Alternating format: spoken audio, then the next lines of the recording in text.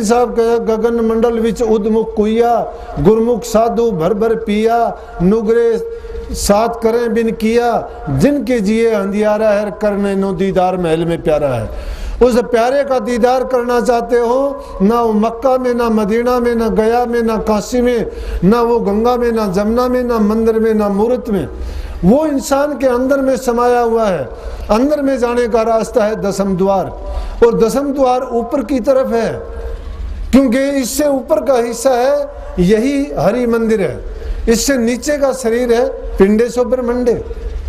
जो ब्रह्मांड में दिखाई देता है वो हमारे पिंड शरीर में भी है।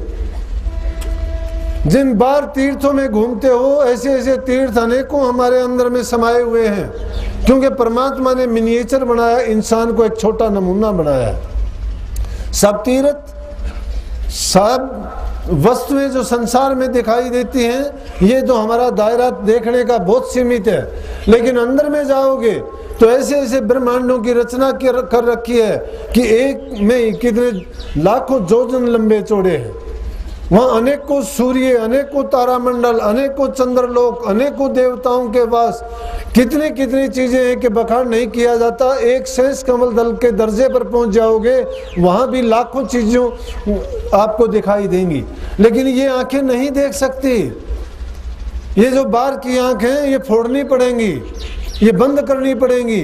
जिन आंखों से संसार को देखते हो, उसको परमात्मा से नहीं देख सकते। इन आंखों से उसको अगर देखना चाहते हो तो आपको विवेक की आंख, ज्ञान की आंख, शिव नेत्र जो 10वें द्वार में मिलेगी, उस चक्षु को खोलोगे तो आपको अनुभव होता चला जाएगा, और फिर आपको ये ज्ञान होगा कि मुझे करना क्या चाहिए था। और वो करना पड़ेगा किसी गुरु की रहनुमाई में, सतत निरंतर अभ्यास।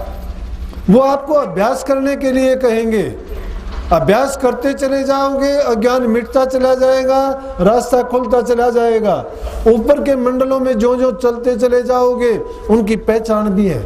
वहाँ अलग अलग ध्वनि मिलेंगी, हर स्थान पर मिलेगी, लेकिन अगर वो जबान से बताई जाएगी, वो सिर्फ अनुमान रूप में बताई गई, प्रमाणिक नहीं है। यूँ तो चरणदास जी ने तो 10 प्रकार की ध्वनि बताई अंदर में। वो कहते एक भोरा सा गूंजता, दूजे घूंगर सो, तीजे शब्द जो शंख है, चौथे घंटा सोए, चौथे घंटा सोए, 5वां ताल जो बाजे, छठा जो मुरली नाद, 7वां भेरी जो गादे, 8वां नाद नफीरी नो, और 10वें गर्जन सिंह सी चरणदास सुन लो। मन थके इंद्री थकी। वहां जाने के बाद में मन और इंद्री की दौड़ खत्म हो जाती है। तुम मन और इंद्रियों में डूबे हुए, मन इंद्री से खोजना चाहते हो, तुम बातों से पूछना चाहते हो, बातों से पूछेंगे कि मेरा अभ्यास नहीं बनता, अपनी कमी बताता है नहीं बनता, कौन करेगा, मैं तो करूंगा नहीं। अभ्यास जो नहीं करते, मेरे से आके या किसी और गुरु पीर से कहते हो कि मेरे से नाम नहीं जपया जाता, इसमें गुरु क्या करेगा, नहीं जपया जाता, तेरी अपनी कमजोरी, तू खुद कह रहा है कि मैं नहीं करता। ऐसा जो नहीं करता वो करेगा क्या? अरे खुद है जो करना चाहिए वो करके देखो, और करने के बाद भी परिणाम की क्यों आस करते हो कि मुझे मिले? तुम अपना काम करो, वो उसके जिम्मे छोड़ो। मैंने पहले भी बताई होगी, नहीं बताई फिर बता देता हूं कि किसी ने सुन लिया एक फकीर के बारे में, मुसलमान फकीर है, और कहने लगे कि वो इतनी नमाज पढ़ता है कि नमाज पढ़ पढ़ के उसने शिला पर निशान डाल दिए, घुटने और मत्था रगड़ता है, उसमें पत्थर में बहुत गहरे गड्ढे पड़ गए हैं। तो एक दूसरे फकीर ने सोचा भाई चलो ऐसा फकीर है तो उसको तो देख के आना चाहिए, जो इतनी नमाज पढ़ता है, पता नहीं वो तो खुदा का रूप ही हो गया होगा। वो उसको देखने के लिए जब उसके स्थान पे पहुंचा तो वहां दूसरे भगत लोग थे, वो महात्मा जी वहां पे नहीं थे। जब जाके कहने लगे कि भाई मैं तो आया था ये देखने के लिए उस पीर साहब को कि जो इतनी नमाज पढ़ते हैं कि कहते हैं पत्थर में, निवला जी ये बात बिल्कुल सही है, वो इतनी नमाज पढ़ते हैं कि पत्थर में निशान डाल रखे हैं, उनका तो यही काम है कि रात दिन नमाज में लगे रहते हैं। तो जब उन्होंने मन ही मन में सोचा, जाके देखा पत्थर पे, तो वाकई में बड़े बड़े गहरे गड्ढे थे, और उन गड्ढों को देख के मन में सोच लिया कि भाई इस फकीर की तो सारी की सारी नमाज खुदा के दरबार में कबूल होगी हूँ। इसकी तो सारी की सारी कबूल होगी होंगी। बोला कि एक भी कबूल नहीं हुई। बड़ा हैरान हुआ। बड़े उन्मने मन से जब वापस चला, इतनी देर में फकीर आ गए। वो फकीर रास्ते में मिले, बोला जी मैं, बोले दूसरे लोगों ने बता दिया कि ये है। तो बड़े बढ़ाई ना करें, बड़े ने बोले हीरा मुख से कब कहे मेरा लाख टके अमूल।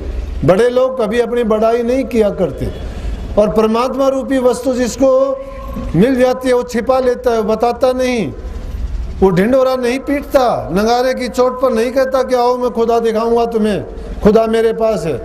नहीं, वो तो जो जो परमात्मा के जो करीब चला जाता है वो सारा काम उसी के जिम्मे छोड़ देता है। वो परवाह नहीं करता, क्योंकि जिसकी परवाह कोई करता है उसकी परवाह वो क्यों करे। अरे तुम भी अपने अंदर ऐसी मोहब्बत, ऐसा प्यार पैदा करो परमात्मा के प्रति कि वो तुम्हें ढूंढता फिरे कि मेरा भगत भूखा नहीं है, मेरे भगत को कोई दिक्कत तकलीफ तो नहीं है। इसीलिए तो कहा ना कि खुद ही को कर बुलंद इतना, खुदा बंदे से ये पूछे कि बोल बंदे तेरी रजा क्या है। ये अपने आप को बुलंद करो, लेकिन वो बुलंदियों को छूने के लिए ये तो हो नहीं सकता, काम इतना नहीं करना चाहते और फालतू बातों में अपना समय व्यतीत कर देते हो। क्यों कि अगर कुछ बनना चाहते हो तो अपने आप को मिटाना पड़ेगा। जिसने अपने आप को मिटाया नहीं, किसी चीज में लगाया नहीं, अपने आप को जो बनाता है वो कभी नहीं बनता। अपने आप को जो मिटाता है वो सब कुछ बनता है। दिया अगर जलता है, अपनी बत्ती को जलाता है, अपने आप को खत्म करता है तो प्रकाश फैलाता है। अगर वो जलना नहीं चाहता तो प्रकाश भी नहीं होता। बत्ती को जलाना बंद कर दो, प्रकाश बंद हो जाएगा। लेकिन वो बत्ती कट कट के, जल के जो खत्म होती जाती है त्यों तो प्रकाश दिखाती जाती है, उतना ही प्रकाश बढ़ता चला जाता है। इसी प्रकार से जब अपने आप को उस मालिक के हवाले करके आप कुछ भी अपने आप को नहीं मानोगे, कुछ भी नहीं चाहोगे, कुछ भी नहीं सोचोगे। अच्छे शब्दों में ये कह दिया कि इसको निष्काम भक्ति कहते हैं, कि अगर भक्ति करते जाओ उसकी कामना ना करो। यही उस भगत में खूबी थी। जब वो गेट पे मिला, बड़ी सादगी से मिला कि हाँ बोलो भाई क्या बात थी। बोला जी मैं तो आपसे मिलने के लिए आया था, बड़ी उमंग लेके, और मेरे दिल में एक बहुत सम्मान था आपके प्रति कि इतनी भक्ति जो करता है, इतनी नमाज पढ़ता है, तो उसकी तो सारी की सारी नमाज कबूल होगी। लेकिन बोला मुझे दुख हुआ जब मेरे मन में ये भावना आई, तो मुझे आकाशवाणी ये हुई कि इसकी तो एक भी नमाज कबूल नहीं हुई। वो हंसने लग गया। बोला कि चलो उनको ये तो ख्याल है कि मैं नमाज करता हूँ, कबूल चाहे ना हो। जब उसने ये बात कही तो उसी टाइम दूसरी आकाशवाणी हुई, कहा कि तेरी तो सब की सब नमाज कबूल हो चुकी है। ये बीमारी कहाँ पैदा होती है कि हम करते तो क्या है कि चोरी तो कर लेते हैं 100 मन लोहे की, और एक छोटा सा चक्कू दान करके ये दिखाना चाहते हैं कि देखो मैं दानी हूँ। ये नहीं दिखाना चाहते कि हमने चोरी छिपे कितना जुल्म किया है, और उस एक छोटी सी बात को दिखा के वाही लूटना चाहते। अरे परमात्मा हमारे खोटे भले बुरे कर्म सभी देखता है। राम झरोखे बैठ के सबका मुजरा ले, जैसी जिसकी चाकरी और वैसा ही फल दे। हम दोष देते हैं, बुरा होता है तो कहते हैं परमात्मा ने गलत किया। इंसान की देखो परमात्मा के दोष निकालना शुरू करता है, परमात्मा को मानेगा क्या? ये तो परमात्मा का भी एग्जामिनर हो गया, कहता है परमात्मा ने ये गलत किया। उसको ये दुख नहीं देना था, उसको ये बीमारी नहीं लगानी थी, उस गरीब के साथ ये नहीं करना था। तो परमात्मा से ज्यादा जानकार हम हो गए। हम उनके कामों के विश्लेषण करते हैं कि अरे मैंने कहा कि मौज के अधीन रहो। मौज क्या है कि परमात्मा जो करता है उसकी रजा में राजी रहो। वो कभी गलत नहीं करता, वो न्यायकारी है, अन्यायी नहीं है। कर्म हम खुद करते हैं, थोपते दूसरे पर हैं। काल को, कर्म को, ईश्वर को दोष देते, क्यों दोष देते हो? कर्म खुद करके किसी दूसरे को दोष देना या परमात्मा को दोष देना, अपने भाग्य को कोसना गलत बात है। लेकिन जानते हैं, जानबूझ साची तजर करे जोड़ते ने वाह की संगत राम जी सुपने ही ना दे।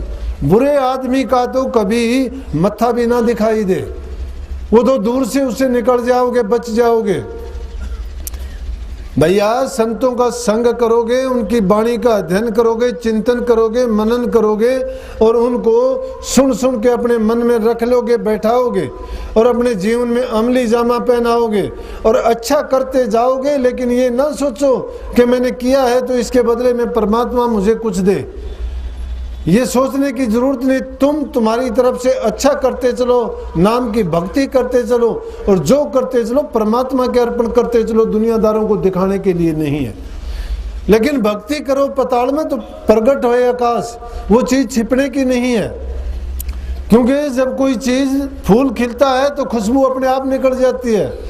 फूल उस प्रचारक नहीं बुलाता, वो पोस्टर नहीं लगवाता फूल के मैं उस दिन खिलूंगा और खुशबू आएगी। लेकिन भोरे पहुंच जाते हैं उसके पास, भोरे उसके आशिक होते हैं। जो जिसकी चाहना होती है ना, वो उसको अपने आप टाइम से पहले जान जाता है। मुर्गा देखो, चकवी देखो, कमल का फूल देखो, पपैया देखो, पतिव्रता स्त्री देखो, क्यों इनके नाम गिनाए गए?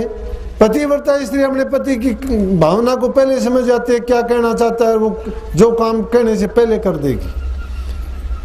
सूरज निकलने से पहले कमल के फूल को पता लग जाता है और चंद्रमा के उदय कुमुदनी को पता लग जाता है। वो कुमुदनी को चाहने वाला है, कमल का फूल सूर्य को चाहने वाला है। अरे जब सूरज उदय होने वाला होता है तो मुर्गा पहले से ही बांग देना शुरू कर देता है। उसका आशिक है, वो उसका जानकार है। पपैया स्वाति बूंद का प्यासा होता है, चाहे सारा देश पानी का भर जाए वो उस पानी को पीना नहीं चाहता, वो सिर्फ स्वाति बूंद को चाहता है। पपैया प्यासा मरे नीर नहीं पीवे, स्वाति मिले जब बूंद उसी से जीवे। पतिव्रता जो सच से गिरे नीच घर जावे, सूरा हो रण तजे कायर कहलावे। गुरमुख होके सती चातरिक पपैये जैसी लगन लगाओ तो मछली जैसी लगाओ। मैंने ये सुना है कि मछली खाने वाले आदमी को बहुत प्यास लगती है, क्योंकि मछली पानी में रहने वाली है और मरने के बाद किसी के पेट में चली जाती है, मिट्टी बन के भी वो पानी ही चाहती है। क्यों चाहती है? कि मछली का पानी से ही प्यार इतना है। मालिक से अगर प्यार करते हो तो उठत बैठ, नानक साहब कहते हैं, उठत बैठत सोवत जागत नाम, कह नानक सद भय तिसके काम। अगर अपने काम को सिद्ध करना चाहते हो, और वो काम हमारा क्या है? काम हमारा कोई नहीं है। हम तो कहते हैं कोई मर जाता है जिसके पास 4 पैसे हैं, संसार से गया, तो कहते हैं कि उसका काज करेंगे। अरे काज संसारी लोग क्या काज कर सकते? काज तो सतगुरु से बनेगा। काज बने तो सतगुरु से बने। काज है हमारे ही रूह की मुक्ति करवा देना। उसके लिए मैंने बताया था कि संसार में कोई तीर्थ, कोई व्रत, कोई मंदिर, कोई गुरुद्वारा, कोई आश्रम या कोई चीज़ ऐसी नहीं है। अगर उन चीज़ों में परमात्मा कैद हो जाता तो फिर तो दूसरों का उद्धार नहीं होगा। क्यों? वो तो फिर तो एक देशी, एक स्थानीय हो गया, दूसरों का कैसे कल्याण करेगा? वो हर जगह है, वो हर इंसान के दिल में है, उसको दूर नहीं, अपने पास समझो। हर पल उठते बैठते सोते जागते। लेकिन कब मानोगे उसको? उसको कबीर साहब ने कहा कि जब तक मानो न गुरु के बहना तब तक देखो न अपने नैना। कि गुरु के बैन, गुरु के वचन जब तक नहीं मानता तो मैं उसको नहीं देख पाता।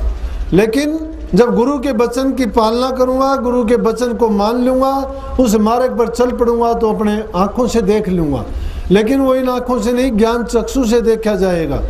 उसके बारे में तो महाराज जी ने कितना अच्छा कहा कि भाई मार की आंखों से देखोगे, ये बेकार के झगड़े हैं, इनमें वो चीज नहीं है।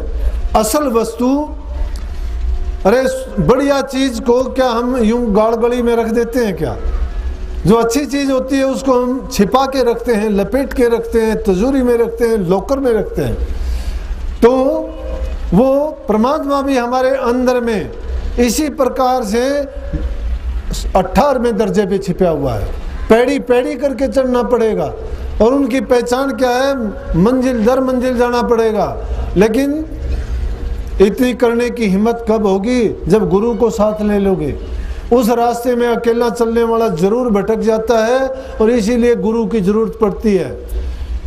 क्यों गुरु की जरूरत पड़ती है? गुरु कौन है? गुरु जो शब्द का जानकार है, शब्द शब्द पैड़ी चढ़ के अंदर में जाना पड़ेगा। इसीलिए कि गुरु सोई जो शब्द से नहीं, शब्द बिना दूसर न सेई, शब्द कमावे सो गुरु पूरा, उन चरणन की हो जा धूरा, लक्ष्य अलक्ष्य न देखो कोई, शब्द भेद लेकर तुम उनसे, शब्द कमाओ तन मन से। शब्द तुम्हें तन मन से कमाना पड़ेगा। पहले तन की शिथिलता होगी, फिर मन की शिथिलता होगी, और फिर सुरत नृत्य की शिथिलता होगी। तन हमारा शिथिल कहाँ है? हम तो वाहियात की बातों में, जिनका हमारे से कोई मतलब नहीं, जिनसे कोई काम नहीं निकलना, उनमें अपना टाइम व्यतीत कर देते हैं। मन ऐसे ऐसे संकल्प उठा लेते हैं कि उधेड़ बुन में मन सोते जागते उठते बैठते प्रभु का नाम तो दूर रहा, किसी को मारने में, किसी को दबाने में, किसी की बेइज्जती करने में, किसी झगड़े को याद कर करके बोलते ही नहीं है। जब मन में वो विकार भरे पड़े हैं तो फिर कैसे प्रभु का नाम अंदर में आएगा? और जब नाम रूपी नाम जब अंदर में बिठा लिया तो इन चीज़ों को स्थान नहीं मिलेगी, क्योंकि मन तो एक है। कबीर साहब कहते हैं, कबीर मन तो एक है, बहुत जगह लगा, चाहे हर की भक्ति का चाहे विषय कमा। चाहे तो उसको संसार में लगाओ और चाहे प्रभु की भक्ति कमाओ, एक वक्त में एक ही काम कर सकता है मन। और वही बात कृष्ण जी के बारे समय की बात है, गोपनियों से वो दो कहने लगे कि तुम कृष्ण जी के पास इतनी रहती हो, एक आदि मेरे पास भी आ जाया करो। बोले कृष्ण जी के मन तो एक ही होता है, हमारे पास 2 4 5 7 ऐसे मन नहीं है कि आपको भी कोई मन दे दें, कृष्ण जी को भी दे दें, कि हमारा तो एक ही है, वो कृष्ण के संग लग चुके, आपको कहाँ से देंगे। कहने का मतलब एक है कि ये मन एक ही बार में एक ही जगह लग सकता है, और वो मन अगर संसार में दोगे वो हमें नरकों में ले जाने वाला है। वही मन हमने सतगुरु को, नाम को और सही काम में लगा दिया, वही हमें मुक्ति दिलाने वाला है, दुखों से छुटकारा दिलाने वाला है, जन्म मरण से बचाने वाला है, और हमारे प्रारब्ध कर्म को खो के हमारे भविष्य को बनाने वाला है। संसार के पदार्थों को पाके ये नहीं कि संसार के पदार्थों की जरूरत ना पड़े। अब हम नाम के करीब तो जब जाएंगे जब बुराइयों से बच जाएंगे।